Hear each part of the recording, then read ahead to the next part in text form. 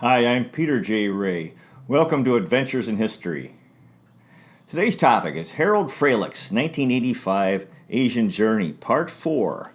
This is the conclusion of this wonderful trip that Harold, my father's cousin, took with his son Terry and a group of Americans in Nepal, hit back mountain climbing in the Himalaya mountains of Nepal, and they did some traveling in India.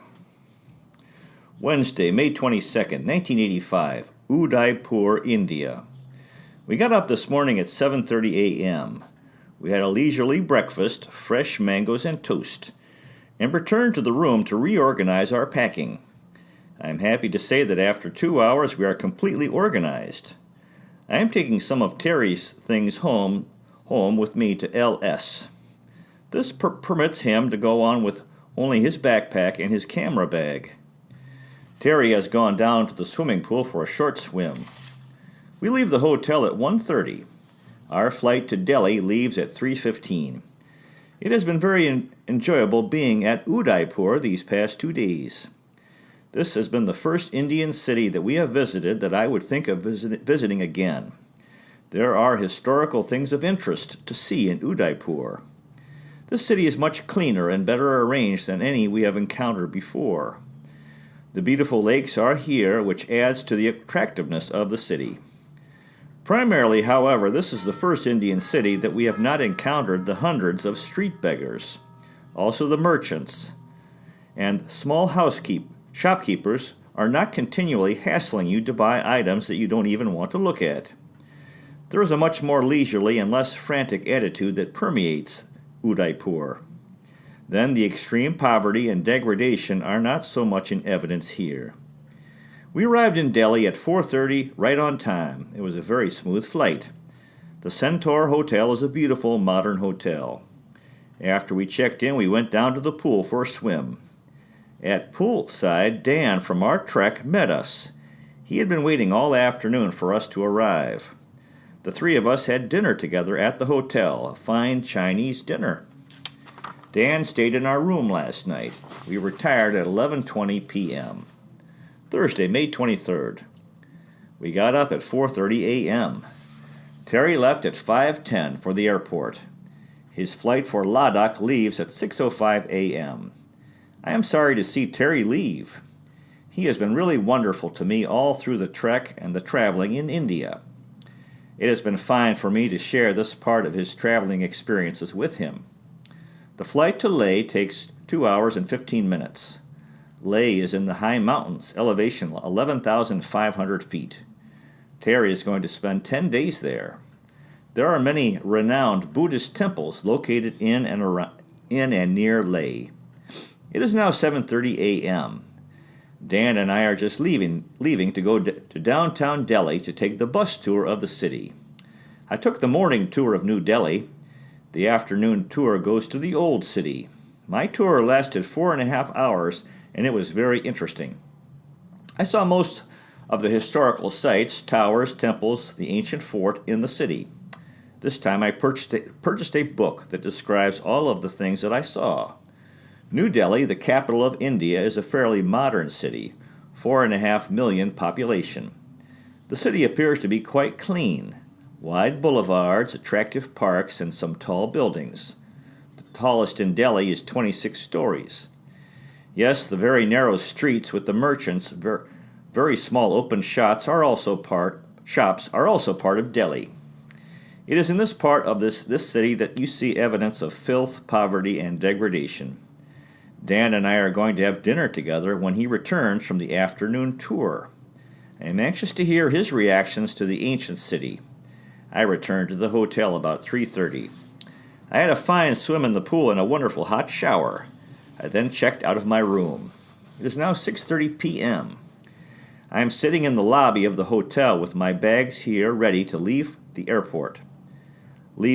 airport. I will go to the airport about 10:30. My flight for Bangkok leaves at 12:20 a.m. Dan and I had dinner together in the coffee shop at the hotel. Dan left at 9 o'clock p.m. I owe him $8, borrowed from him to pay my airport tax upon departure. I left for the airport at 10:30 p.m. I had a real hassle at the airport. First, they made me completely unpack 2 of my bags. I do not know what they were looking for. Then when I got to the baggage weigh-in counter, my baggage was 25 kilos overweight. They charged me $64. Fortunately, when I leave Sunday for Seattle, I am allowed a total of 70 kilos, but only 2 bags, not 4, so I must do a complete reorganization on the packing before Sunday. The flight was smooth, a 747, 4 hours. I met Lydia from the Trek on the plane. She's going to be in Bangkok for 4 or 5 days before going on to China. Friday, May 24th. The flight landed in Bangkok, Thailand, right on time at 6 o'clock a.m. The traffic in this city at 8 o'clock a.m. is unbelievable. It took us 2 hours to get from the airport to the hotel, about 15 miles. I rested for about 1 hour, and I am now sitting in the hotel lobby, awaiting the start of the city bus tour, a 4-hour tour which starts at 1 o'clock p.m. 4 o'clock p.m. I got back to the hotel at 2:45 p.m. This tour was a real flop. I should have realized that when I signed up for this tour this morning at the airport and paid twice as much, $7.50, as we have been paying for the government-sponsored tours. This was a private tour, just for me. My tour guide was a young woman, I would guess age 25. She arrived at the hotel in a beautiful Mercedes, complete with a male driver. We started the tour, and she showed me several Buddhist temples with accompanying stupas. The one temple had a sitting statue of Buddha right in the center of the room. It was approximately 10 feet tall and 6 feet high. My guide said, My guide said that it was solid 18-karat gold, and it weighed 5.5 tons. It was magnificent. Another one we saw was the Buddha lying down. This one was 48 meters long and 16 meters high at its high point. It was made of concrete, but gold-leaved in its entirety. After making 3 or 4 such stops, she then took me to the government-controlled jewelry store, though I told her I was not interested in buying anything. We spent about 10 minutes there. I didn't buy anything. When I returned to the car, she asked if I had a massage yet. She next wanted to take me to the finest place in Bangkok for a deep body massage, including sex, for only $60. What a tour! I'm not sure I learned too much about Bangkok, except that the population is about 6.5 million, and that Bangkok has been the capital of Thailand for 202 years. We did drive past the present King and Queen's Palace, the Parliament buildings, and several rather large universities. I hope I enjoy the boat tour through the floating markets tomorrow morning. Lydia came to the hotel about 6:30 p.m. We then went to the Oriental Hotel right across the river from the Royal Orchid for a Thai dinner and Thai native dancers. The dinner was excellent. The dance program was really the highlight of my trip to Bangkok. The program lasted 2 hours. There were 8 women, all very beautiful, and 10 men. They did a total of 10 dances, all in these magnificent costumes, and in some of the dances they wore masks. Both the women and the men are so graceful in all of their movements. I have an explanatory program. It was a thoroughly enjoyable evening. I got back to the hotel at 10 o'clock p.m. Then I reorganized the packing this afternoon, so I am now coordinated into 2 cases. The market boat trip leaves at 7:15 a.m. in the morning. It is now 10:45 p.m. and I am retiring. My cold and my eyes seem to be better tonight. I guess I am on the mend. Saturday, May 25th. Arose at 6 o'clock a.m. I had a fine breakfast here at the hotel. I was picked up for the boat tour at 7:30. The boat tour was really fine. There were 12 people in our boat and the English-speaking guide. We went up the main river for about 3 miles, then turned into one of the many canals. We rowed along a number of the canals, stopping occasionally to watch the small boats that carried the food stop at one of the canal houses to make a sale or to serve the occupant of the house breakfast. These canal houses are built right on the water, a low wooden framework supporting them. Some of the canal houses are very nice, and others are just wooden shacks. with a metal roof. Also anchored all along the canals are a great number of boats that appear to me to be a very long high-beam dory. These boats are roofed with either canvas or wood. They are permanent homes for many families. The space inside the boat is divided into 4 or 5 rooms. We could see into several of these boats. Some of them looked very nice, complete with a kitchen, adequate furniture including TV sets, nice beds, etc. Others were pretty sparse and barren. The residents who live along the canals bathe in the canals, swim in the canals, and do their clothes and laundry there, and also fish. It makes an interesting scene. I got back from the boat trip about 11:30. It was an enjoyable and interesting morning. Then I rested for 2 hours. I then walked through a new so-called shopping center that is near the hotel. I was not impressed, only a few stores and they were very small. I came back to the hotel and swam for an hour. It is a nice pool here. I have now just finished the final packing, so I'm ready to leave at 8 o'clock a.m. tomorrow morning. At the pool this afternoon, I finally took the bandage off my foot after 5 weeks. I am very pleased to report that my toe looks fine. I watched a movie on TV, 39 Steps, that I had seen before. This is the first time I have watched TV since I left the U.S. on April 16th. The movie was good, so I enjoyed it the second time. Then I retired at 9:30 p.m. Sunday, May 26th. I got up at 5:45 a.m., then had a fine buffet breakfast in the coffee shop in the hotel, then left for the airport at 8 o'clock a.m. I'm happy to report that the 2 heavy bags weighed only 61 kilograms. Then I met Kern at the airport, so we have adjoining seats for the entire flight. We left Bangkok right on time at 10:45 a.m. Sunday. The flight to Tokyo was smooth and uneventful, a 5.5-hour flight time. I'm happy to state that the food and service on this Thai flight is also superior. The finest airline I have ever flown on. The movie on the first leg of this flight was Protocol with Goldie Hawn, and I thoroughly enjoyed it. We are just about to take off from Tokyo. I have just reset my watch. It is 2:45 a.m. Sunday morning in Seattle right now. We will land there at noon. We landed in Seattle right at noon. It was 1 o'clock p.m. by the time I got done clearing customs. I called Marge, then I called Tom. The flight to Los Angeles left at 3:25 p.m. It was a fine flight, wonderfully clear, so we had a fine view of Mount Rainier, St. Helens volcano, Mount Hood, which was spewing out volumes of steam and gas, Crater Lake, and other mountain ranges. Tom picked me up at the Los Angeles airport at 6 o'clock p.m. I am tired this evening after having been in the air for 20 hours. I retired at 9 o'clock p.m. Monday, May 27th. I got up at 7:15 a.m. and feel much better this morning. It took 2 hours to do the repacking, separating all of Terry's things out to be left here in Los Angeles. My plane for Fresno leaves at 12:40. It is 11:30 now, and we are just ready to leave for the airport. The flight to Fresno was smooth and uneventful. It was good to see Dorotha and Carol. Mike's wonderful letter and pictures of Noah were awaiting me at Dorotha's. I phoned and had a fine conversation with Julie and Mike. I'm really anxious to get home now. We had a fine dinner at Dorotha's. It's good to see Carol again, the first time I have seen her since 1961.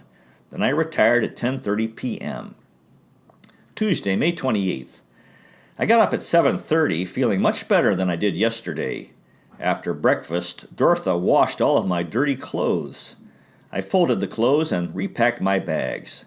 We took a 3-hour ride around Fresno. My, how this city has grown. 270,000 people now. There are hundreds of new houses being built right now. We finished our ride by stopping at one of the big new dams about 20 miles from Fresno that has been built. There's a beautiful recreational lake as part of this dam project. The water from this dam and 2 other nearby dams is used only for irrigation.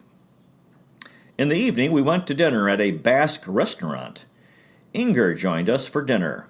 Carol had to score a Little League game, so she couldn't go with us. It was a fine dinner, too much food, however. I got weighed on Dorotha's scales this morning, 172 pounds. We watched television this evening and got a recap of the president's tax speech. We also watched the Bob Hope 82nd birthday special from London. It was excellent. Then I retired at 11:15 p.m. Wednesday, May 29th. I am really a lazy bones today. I didn't get up until 8:30 this morning. I should now be caught up on the night's sleep that I lost Sunday. Dorotha had to work this morning, so I am now going to start catching up on what's going on in the world by reading the morning newspaper. The end. Harold Fralich. Now we have something in addition here. Recollections of Growing Up with My Good Friend and Cousin F. Harold Fralich by John S. Ray, my father, October 16, 1994. This piece is being written at the request of Terry Fralich in connection with the upcoming 50th wedding anniversary celebration of Harold and Marge Fralich. I am not at all certain that my memory is correct as to all of the details of these recollections, but I nevertheless have them in my memory bank, whether they are accurate or not. First and foremost, Harold and I have always been good friends since growing up together as little boys. Harold and his family lived on Blaine Avenue in Marion, Ohio, just a short distance behind the home in which our family lived. Our house and Harold's house were part of a large enclave, which included the homes of grandmother and grandfather Zook, the home of Uncle Ferd and Aunt Molly next door, the home of Edith and Bill Warner next door, and the home of Aunt Susie and Uncle John Reidenbaugh. All four houses were in a row and were immediately adjacent on Windsor Street in Marion, Ohio. Our house was just 2 doors removed and also on Windsor Street. The Fralich home was on Blaine Avenue, which was the first street west of Windsor Street, and the Fralich home was directly across the street from Uncle Ed and Aunt Clara's house, which was also on Blaine Avenue. Because the homes on Windsor Street were so close to each other, it was as if there was just one great big backyard in which all of the kids could play. Harold and I and our families attended many, many large gatherings at the home of grandmother and grandfather Zook on Windsor Street, and my memory of these occasions will always be very fond, and I am certain that Harold's memories are likewise. I recall some vigorous political arguments on the front porch at grandfather and grandmother Zook's house, in which Harold and Uncle John and Harold's father, Uncle Frank, were involved, which were a source of great heat, and I don't believe too much light. I recall playing hockey in the street in front of our home when we used sticks and a can for a hockey puck, and these games were a lot of fun. I also recall Jack Seckel coming upon our group playing on a number of occasions. Jack Seckel was older and larger physically and was a mean kid and used to beat up on Harold from time to time. I am more than curious to know whatever happened to Jack Seckel. The Marion YMCA played an important part in Harold and I growing up. Harold has always been very, very much interested in swimming and has been an outstanding swimmer for many years and continues so to this date. I recall the indoor swimming pool at the Marion YMCA, which was a relatively small indoor pool, not well lighted, but one which we all enjoyed very much nonetheless. I also remember the many hobby shows which were held at the Marion YMCA, in which Harold and I entered regularly. Harold was and is a great collector, particularly of coins, and in my growing up years I also was a great collector of all sorts of things. I recall anxiously waiting for the results of the judging at the Marion hobby shows. I recall Harold being in the Harding High School band. I particularly recall a picture that was taken of him getting the autograph of presidential candidate Wendell Willkie on the back of Willkie's campaign train when it was in Marion, and Harold, if I recall correctly, was in band uniform at the time. I recall, if I remember correctly, that Harold was a great collector of autographs, and he told me that on one occasion Cab Calloway had appeared at the Palace Theater in Marion for a performance, and after the performance Harold went backstage looking for Cab Calloway in an effort to get his autograph, and came upon Cab standing stark naked and talking to a young woman. As I recall, Harold approached him in this condition and obtained his autograph. Harold and I were in Boy Scouts together and were Eagle Scouts together, and both very much enjoyed all of the scouting activities and the camping. I particularly remember Camp Owens outside of Marion where we attended scout camp many summers. I particularly remember one summer when Harold, because of his great interest in swimming, was in charge of the waterfront, and I was the camp naturalist. Harold was inclined to not wear his clothes from time to time when he was in the area of the swimming pool at Camp Owens, and I recall on one such occasion that he was stung on his pride and joy by a wasp. This caused Harold great pain and consternation. I recall that Harold was in Demolay, very active in this group, and it meant a great deal to him.